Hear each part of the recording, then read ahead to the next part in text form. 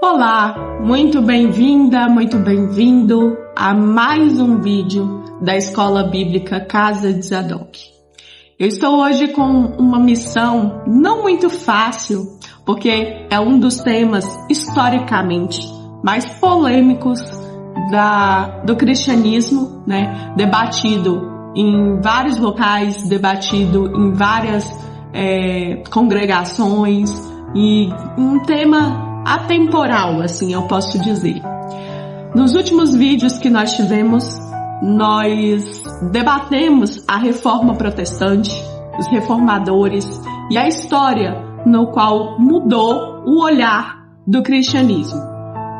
E assim, nós temos visto e falado sobre vários homens que estiveram à frente da reforma protestante. Hoje eu trago aqui para vocês a missão de nós estudarmos o papel das mulheres, não só na reforma protestante, mas um tema muito debatido há séculos, que é o papel da mulher dentro de uma congregação, dentro do cristianismo, dentro do que Jesus pregou, né, e trouxe para todos nós, que é a libertação, né, que é o seu sangue lá na cruz, no qual foi derramado por homens, por mulheres, por gentios, por judeus, para todos, de todos os tempos, para que houvesse vida e houvesse aí uma vida eterna. Quero deixar bem claro que todo o conteúdo no qual é falado neste vídeo, nós temos referências e nós temos a palavra de Deus como base para falar, tá certo? Agora, nesse momento, eu vou citar, né, de acordo com a história, tá, mulheres que fizeram aí a diferença, o seu papel, mulheres que participaram da reforma protestante. Eu vou ler algumas por conta de datas específicas, que eu sei que você que nos acompanha pode estar com o seu caderno, pode estar com as suas anotações, para anotar essas referências e assim também agregar a sua pesquisa. Não queremos somente que você assista e acredite em tudo que nós estamos falando cegamente. Por isso, nós citamos referências para que você possa, por si mesmo ou por si mesma, pesquisar e tirar as suas conclusões, tá certo? Eu peço, nesse momento, que você possa curvar a sua cabeça para que o Espírito Santo de Deus possa abrir o nosso entendimento, o meu entendimento, o seu entendimento, para que Ele possa nos ensinar. Afinal, o Espírito Santo, melhor do que ninguém, pode nos ensinar o que houve e o que aconteceu e o que perpetuará até o fim dos tempos. Amém? Senhor Deus, Espírito Santo, Deus Todo-Poderoso, eu peço, Pai, que o Senhor, por misericórdia e por graça, Pai, não porque merecemos, porque nada merecemos, Pai. Então, por misericórdia e por graça, abre o nosso entendimento, Pai, para que nós possamos ler, entender, que possa, meu Deus e meu Pai, ser ensinado, que o nosso coração, a nossa mente possa ser mentes ensináveis da Tua palavra, do Teu entendimento, e que toda honra e toda glória, Senhor, não seja dada a mim, mas a Ti, Senhor, que merece toda honra e toda glória. Nós nada merecemos, Pai, mas nós só queremos, Pai, que o Teu nome seja glorificado pelos séculos dos séculos, em nome de Jesus. Amém? Então vamos lá. Primeira mulher que eu quero destacar para você anotar é Árgula von Grumbeck. Me perdoe a pronúncia, mas ela viveu entre 1492 e 1554. Árgula, ela era alemã, tá? Ela é panfletista, que foi a contribuição dela durante a Reforma. Durante a Reforma Protestante, haviam cartas, panfletos, que que eram distribuídos para que as pessoas pudessem ter acesso à palavra de Deus. Então eram escritos os textos, as palavras, para que as pessoas pudessem ler e entender o que a Bíblia dizia e o que realmente estava escrito na Bíblia, tá? Então, a Águla, ela era uma das panfletistas e ela publicou textos defendendo as ideias protestantes e o direito das mulheres à pregação, sendo reconhecida por Lutero por sua coragem e a sua capacidade teológica. Nós temos também outra mulher no qual eu quero destacar, que foi a Olímpia, pode colocar aí, Olímpia Morata. Olímpia Morata, ela viveu de 1526 a 1555. Ela era estudiosa italiana, tá? Professora e poetisa. Contribuiu para a disseminação das ideias reformistas por meio de cartas, palestras e traduções bíblicas, reconhecida por sua erudição e o compromisso com a reforma. Nós estamos falando da reforma protestante. Ali eu fiz uma pesquisa a respeito das mulheres entre 1510 a 1560 aproximadamente, onde nós tínhamos uma classificação, tá? Onde a maioria da população em si, as mulheres não eram alfabetizadas, tá? A maioria em si não tinha alfabetização. A classe de baixa renda, elas tinham a sua vida, né? Para casar, para cuidar do lar, para ajudar, tinha algumas profissões que eram permitidas, tá? Para as mulheres exercer. E devido a isto, tá? As mulheres a partir de 12 anos já tinham autonomia para casar. Entre 12 e 16 anos, a classe ali de baixa renda já tinha uma autonomia para poder estar casando. As mulheres que tinham uma classe, uma renda um pouco mais favorável, elas estudavam, elas eram como se fosse um investimento para o pai. Então elas estudavam, elas falavam várias línguas, elas liam a palavra de Deus, algumas eram internadas, internadas para estudar como freiras. Então elas tinham acesso a uma educação. Então quando vem a reforma protestante, essas mulheres, porque era praticamente 5% da população só que sabia ler, então essas mulheres que tinham acesso à educação, elas fugiam, as freiras fugiam e tudo, para aderir à reforma protestante. Então elas ficavam muitas das vezes responsáveis por ajudar nas traduções, por fazer sermões, por pregar a palavra nas praças, distribuir os panfletos e fazer tudo isso mais. Então elas participavam. Só que qual é o grande problema na questão? João Calvino e Lutero e os outros homens, com base no destaque que as mulheres passaram a ter diante da pregação da palavra e do conhecimento que elas tinham, eles acabaram abafando, acabaram proibindo que elas pregassem, né? Começaram a proibir, sendo que eles utilizavam dos textos delas, elas faziam os textos, mas elas eram proibidas dela pregar esse texto. No início muitas pregavam e tudo. Quando começou, eles se sentiram inferiorizados, começaram a proibir. Então elas faziam textos, por exemplo, João Calvino pegou vários textos da Marie Desiré e ele pregava esses textos, mas ela que produzia esses textos para pregação, esses sermões, né? Então, Catarina von Bora era uma outra que 1499 a 1552 também viveu ali. Ela era uma ex-freira. Catarina von Bora, ela era esposa de Martinho Lutero, tá? Ela organizou a casa, os estudos bíblicos, ela acolheu estudantes, ela fomentou debates teológicos na sua residência, ela influenciou a prática reformista no cotidiano. A Catarina von Bora, ela é uma das, que eu creio, posso se dizer, uma das mais injustiçadas dentro da reforma protestante, o nome dela e a contribuição que ela teve. Por quê? Martinho Lutero, ele estava recluso, ele muitas das vezes estava fugindo por conta do seu nome procurado, por conta da reforma, por conta da tradução da Bíblia. Ele demandou muito tempo para traduzir a Bíblia. A Catarina também ajudou, contribuiu ele.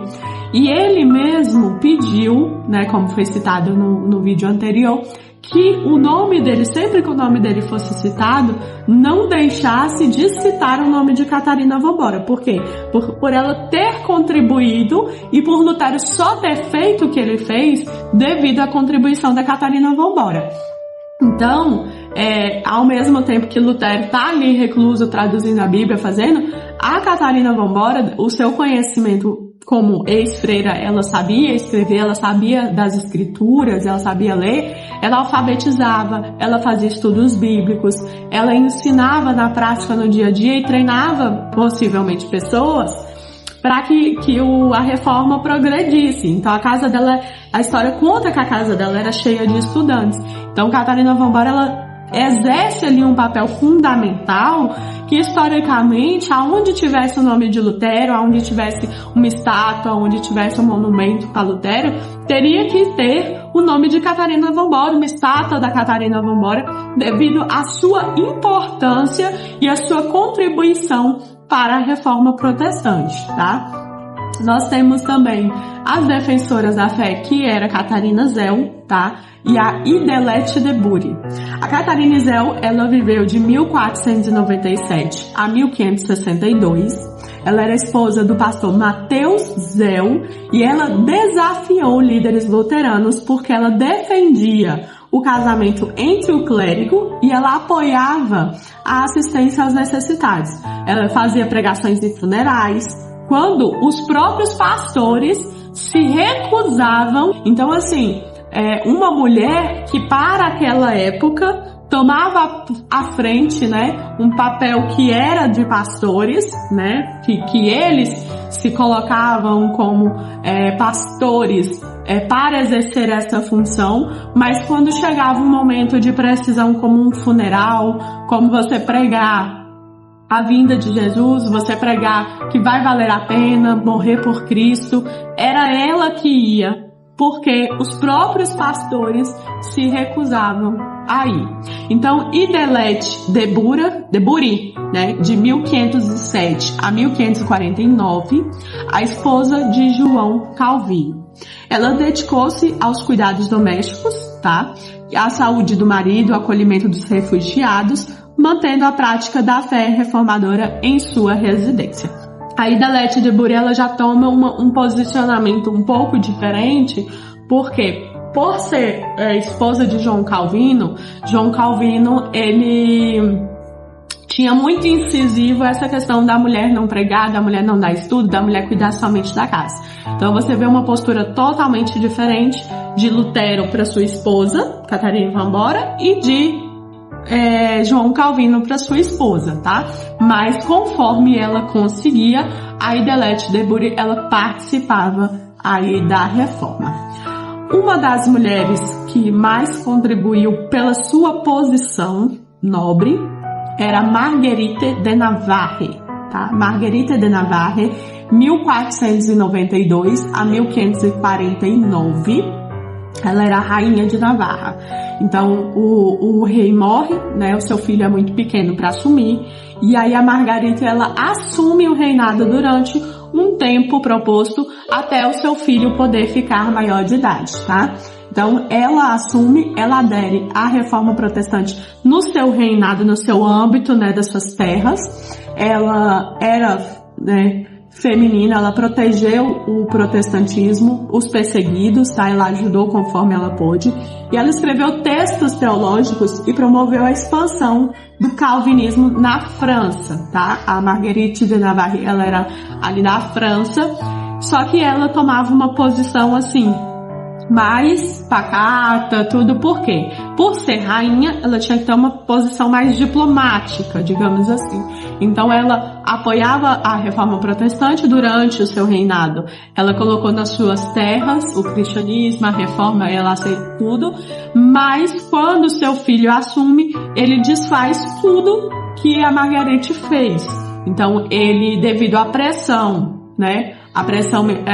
Devido à pressão da Igreja Católica, devido às alianças que ele teria que fazer como rei, ele tira tudo que a mãe dele fez, né, todo o apoio à reforma protestante, aos perseguidos, ele desfaz quando ele assume o reinado dele. A Joana IV de Navarra, de 1528 a 1572, ela fundou a Igreja Reformada de Bern, enfrentando conflitos religiosos, tá, e consolidando o protestantismo no seu reino. Então, a Joana também aceita a reforma protestantismo, e ela coloca ali no seu reino, aonde ela pode, enquanto ela reina, tá? Nós temos agora uma das que mais sofreu, digamos assim, pela reforma protestante, e muito conhecida, que é a Anne Haskell, né? E a Jane Grey. A Anne Haskell, ela é de 1521 a 1546, e a Jane Grey de 1537 a 1554. Ativas na Inglaterra, tá, durante o período da Reforma Anglicana, defenderam a fé cristã reformada. Elas foram perseguidas e executadas por não renunciarem às suas crenças. Além dessas outras mulheres, elas atuaram em educação, literatura, medicina, como a Magdalena Eimer, que publicou livros pedagógicos e hinos bíblicos, a Ana Maria Schurman, chamada de Estrela de Urartu. Ela destacou-se pelo domínio de várias línguas e a promoção de estudos acadêmicos para mulheres. Eu abro um parênteses, né, para Anne Haskell. Ela é uma mulher que ela foi rejeitada, né, pelo seu marido, ela perdeu seus filhos, porque os filhos ficavam com um homem. Ela foi expulsa de casa, ela sofreu torturas terríveis, que pelo nosso canal, né, em respeito a quem está assistindo, nós não podemos detalhar, né, mas se você pesquisar, você vai ver as formas de tortura que foi usada na Reforma Protestante para as mulheres eram muito mais terríveis do que para os homens, inserindo objetos nas suas partes sexuais, inserindo coisas, armamentos, coisas que eles faziam na época para girar lá dentro, para torturar, puxar e fazer todo tipo de tortura com a mulher. Era muito, muito terrível. E por fim, elas eram queimadas.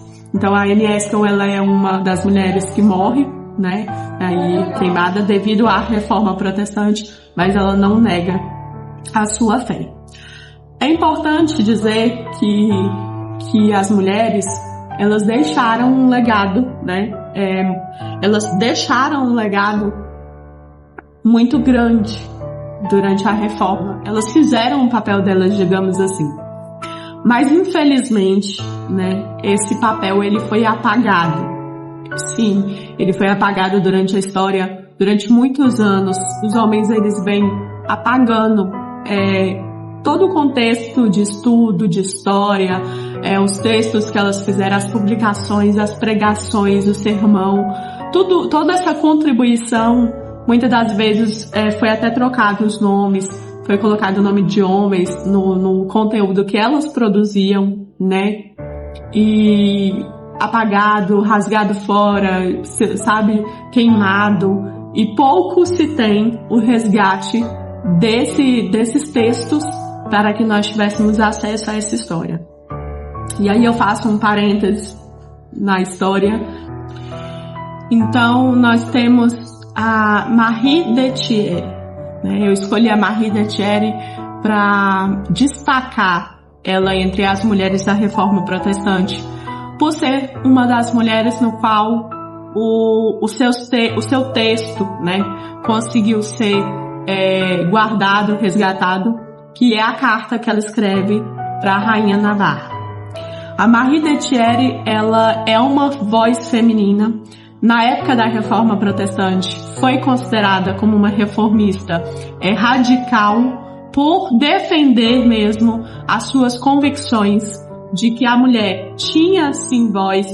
Então, como as mulheres eram proibidas de pregar, aí ela utilizava de cartas, ela utilizava de panfletos, ela utilizava do que ela podia para defender as suas convicções. E aí, eu quero destacar Marie de Thierry, você pode anotar Marie de Thierry, 1495 a 1561. Ela foi uma figura marcante da Reforma Protestante. Ela lembrada tanto por sua ousadia intelectual, quanto por sua participação ativa no movimento dominado por homens, né? A Marie de Thierry, ela nasce na região de Tournai, tá? Eu vou olhar os nomes que é para não errar, tá? Tournai. Atualmente é na Bélgica e ela ingressou num convento, através de um convento agostiniano. Ela é uma ex-freira, tá? Ela acaba sendo influenciada pelos textos e pelos ideais de Martinho Lutero, e aí ela abandona o convento, né, em 1524. Ela acaba aderindo, sendo convencida pelo trabalho religioso de Lutero e de Zwinglio, e ela passa a defender a Reforma Protestante com vigor. O que eu quero destacar? Não a história dela, né? Porque aí ela se muda para Estrasburgo, que era o centro intelectual na época do movimento reformista. Então ali ela conhece Simon Robert, que também era um ex-padre, tá? Ele era muito comprometido com a reforma. E aí ele falece. Quando ele faleceu, ela se casou novamente com Robert Guilherme Farel, que era também um dos grandes nomes da reforma ali em Genebra. Dentro disso, a Marie Désirée, ela desempenha um papel de destaque na reforma protestante lá em Genebra, tá? Isso foi durante a tomada da cidade, em 1535 a 1536 aproximadamente, que era um período de intensa luta para estabelecer o protestantismo. Então, nessa época, né, ela ajuda a disseminar as ideias reformistas antes da chegada de João Calvino, tá? E aí depois vem João Calvino para perpetuar a ideia da reforma protestante, para conduzir a ideia da reforma protestante em Genebra. Então, assim, a Marie de Thierry, ela se destaca, né, pelo seu envolvimento com a igreja, com a reforma protestante, e ela começa a desenvolver textos, escritos, cartas, panfletos, de que a mulher ela tem que ser livre para ler as escrituras, para pregar, para contribuir, né, aí teologicamente, que elas têm autonomia para isso. E dentro disso, ela fica famosa pela sua carta à Rainha de Navarra, onde ela defende não só o protestantismo, mas também a mulher poder falar, poder colocar as suas ideias.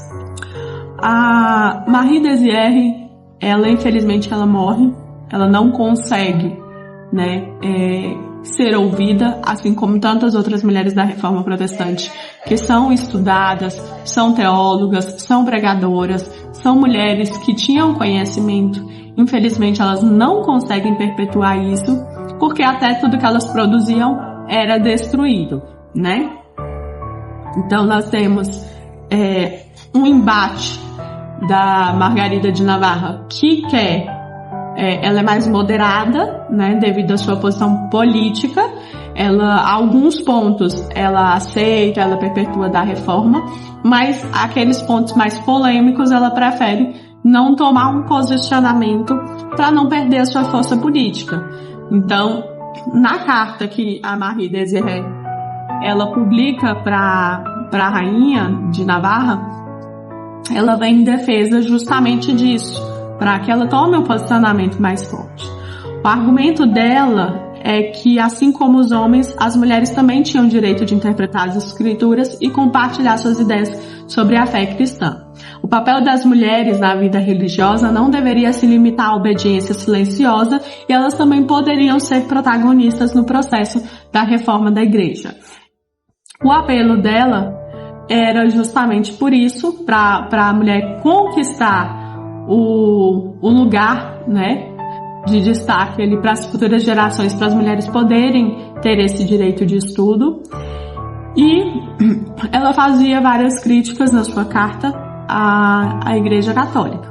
Então, como uma defensora fervorosa da reforma protestante, ela não hesitou em criticar a Igreja Católica e as suas práticas. Então, o principal que a Marie de Thierry, ela criticava, né, era o celibato. Ela criticava o celibato, que era a proibição do casamento para o clero. Então, ela disse que, vendo essa imposição como contradição aos princípios naturais bíblicos, já que a Bíblia criou o homem para a mulher, o homem para ser família, para ter uma família, ela acreditava que o celibato obrigatório era um abuso e uma hipocrisia da igreja, já que, biblicamente, aquilo ali não era aceitável.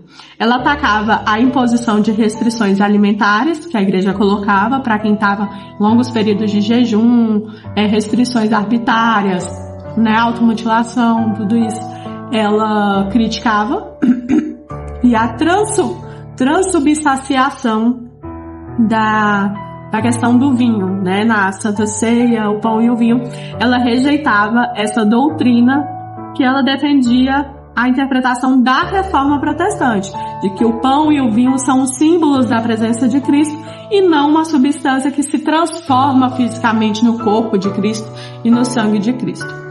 Ela criticava também a hierarquia católica, né, onde ela dirigiu ataque ao Papa, aos bispos, vendo a estrutura hierárquica, né, como uma forma de dominação.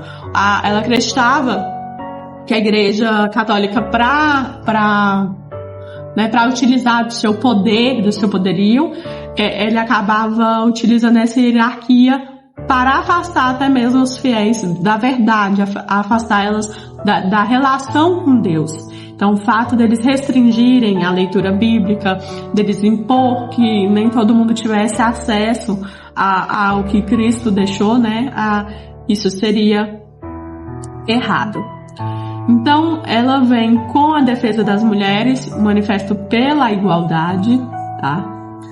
A Marie de Thierry, ela não apenas faz o apelo de uma reforma, e aí ela escreveu bem assim, tá? Vou ler as palavras dela.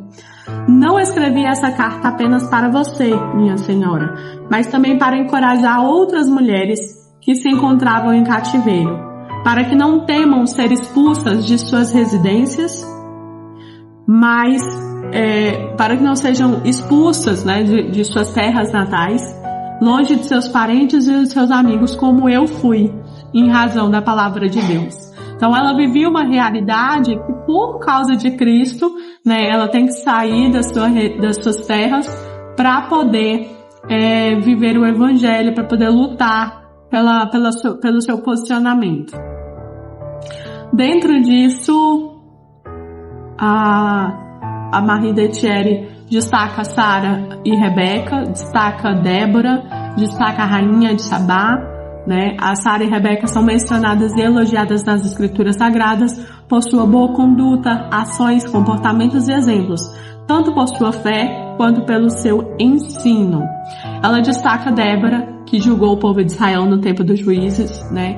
Ela cita que Débora era uma juíza e tinha um papel de liderança e de sabedoria, e que Deus aceitava isso.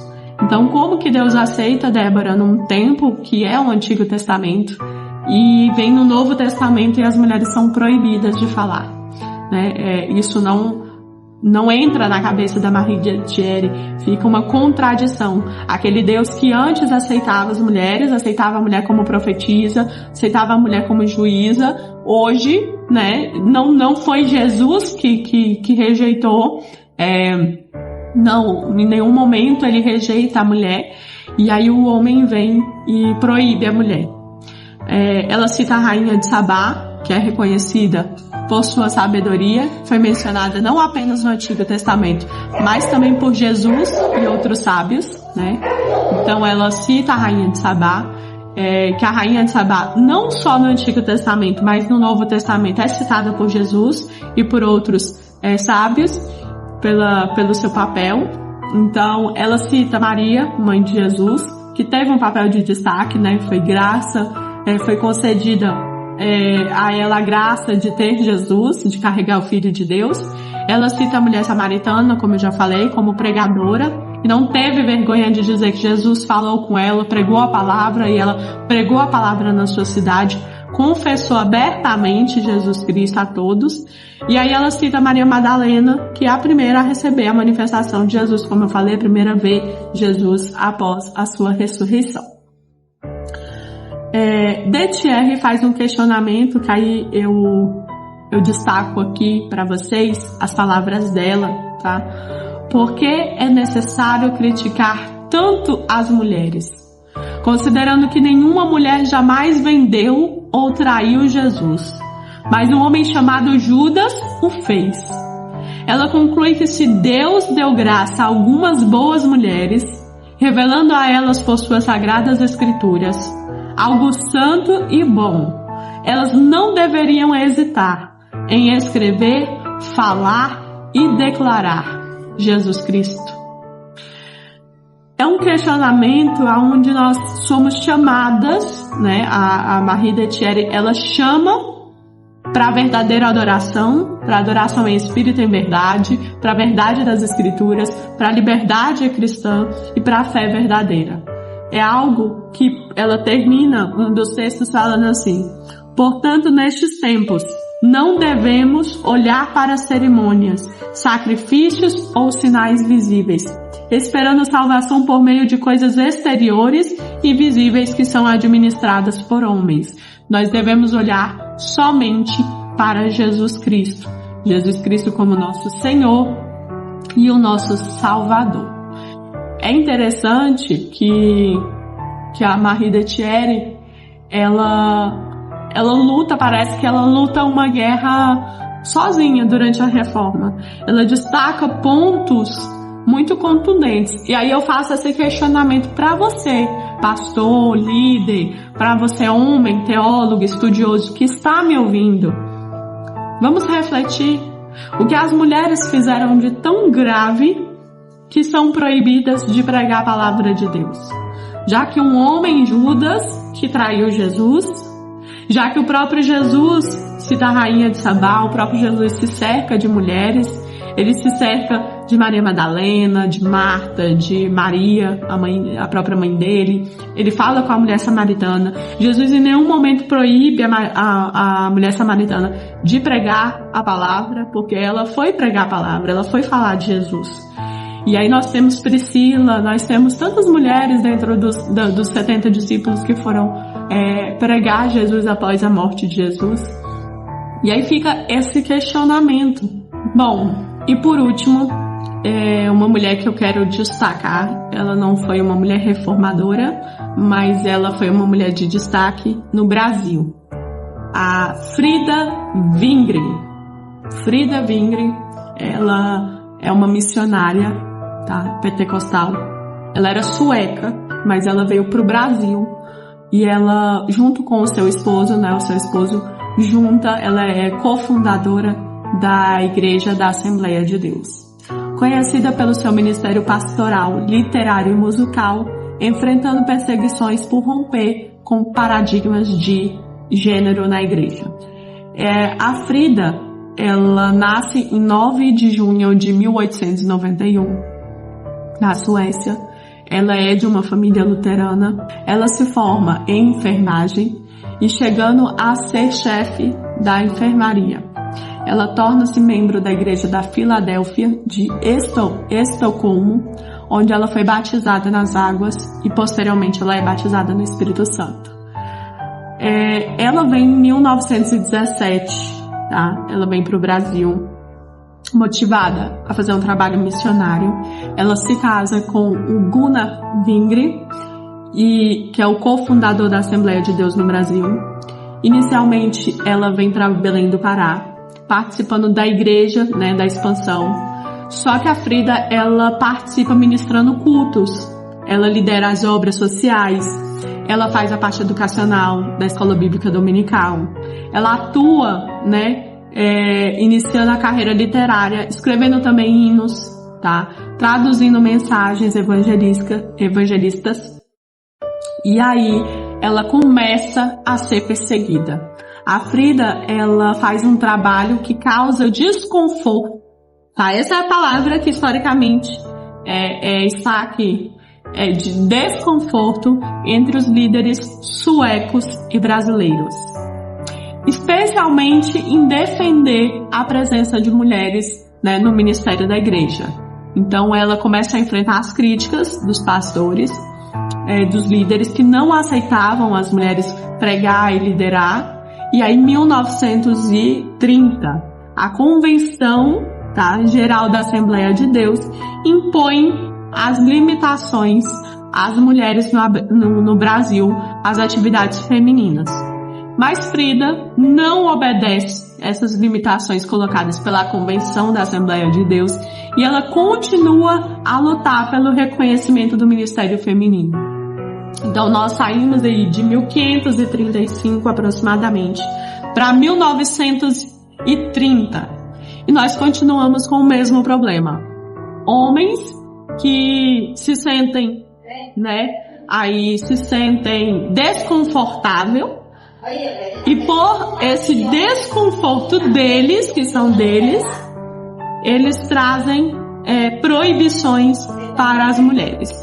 Em 1932, ela é pressionada a sair do Brasil, E aí ela acaba perdendo uma filha e o marido dela falece, ela começa a ser pressionada a ir embora.